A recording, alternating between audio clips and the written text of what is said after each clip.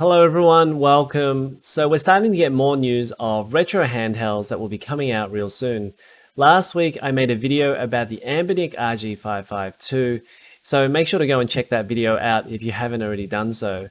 Now today I want to actually talk about the Powkiddy X18S. Now originally I wasn't actually going to cover this handheld, given there was going to be a 5% chance of me actually getting one.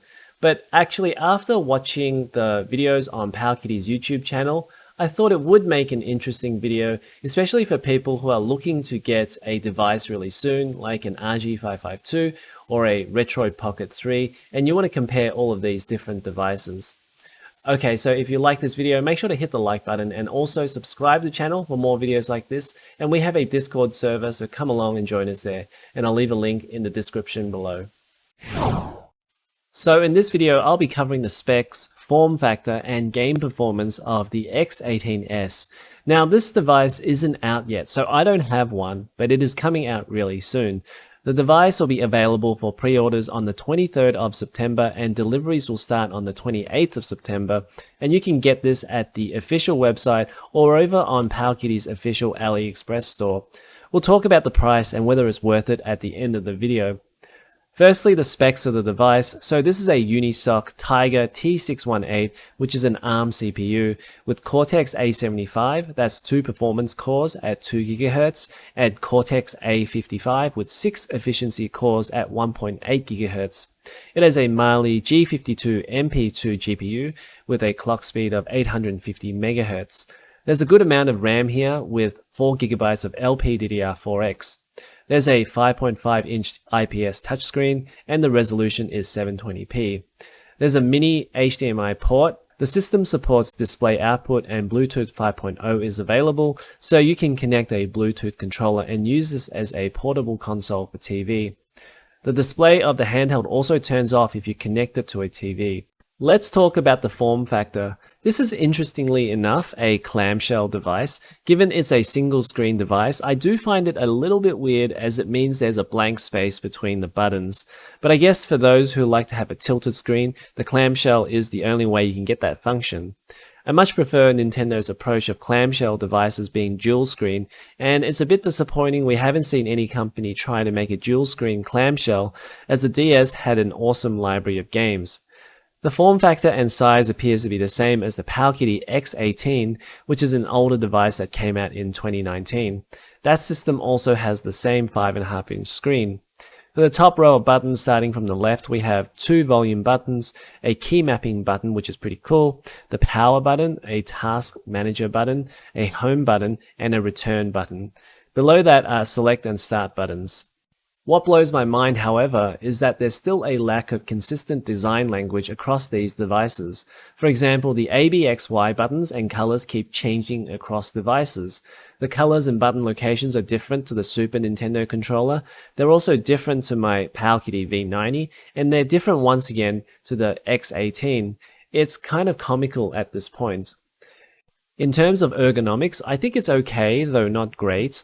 The analog sticks look like they're a bit too close to the top, though the D-pad and buttons seem like they're in a reasonably placed position. Let's talk about game performance, and these are official Powkiddy videos on their YouTube channel.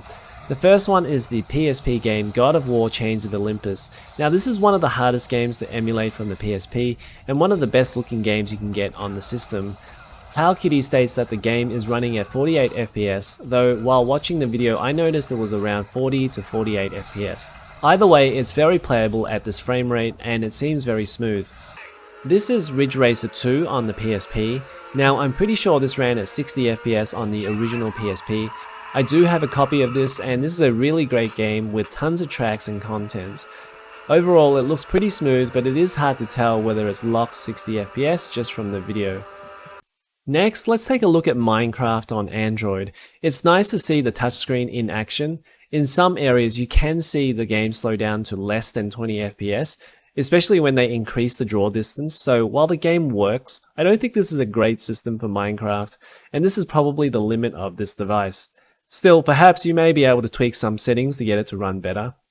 On the other hand, Genshin Impact on Android runs really well. Now, I haven't played the game, but the comments in the YouTube video seem to say that it's running at low settings and is very playable, maybe even at around 30 FPS here. Finally, Powkiddy also showed off Wind Waker on the GameCube. The Powkiddy X18S does show it running really well. There's 10 minutes of footage on their channel, so go and check that out. But it looks completely playable with no real slowdown to speak of. Powkiddy also uses a Bluetooth controller, so if you want, you could use the X18S as a portable console that plugs into a TV. Okay, so that's a quick look at the device. It's going to be around $170. Now, honestly, I feel like that's a little bit high. I think maybe Powkiddy, they thought that they would price it a little bit higher, given that they're first in the market with a great device that plays PSP and Dreamcast and Nintendo 64 games really well, and maybe even some GameCube games.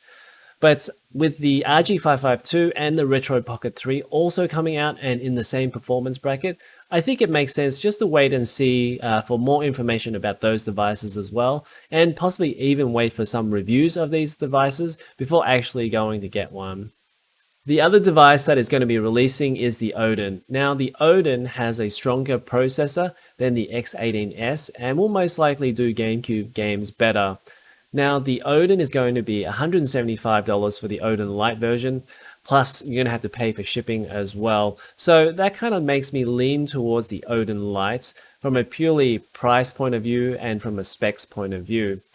That being said, Powkiddy and Anbernic and Retro Pocket all have one advantage in that they have made devices before, and this is Iron Technology's first time making a handheld with the Odin, so there's a level of uncertainty there. So if you just want to be extra safe, I would just wait until the Odin gets reviewed and just wait for the retail release. Okay, so that's going to be it for this one. If you like this video, make sure to hit the like button and subscribe to the channel for more videos like this, and I'll see you in the next one.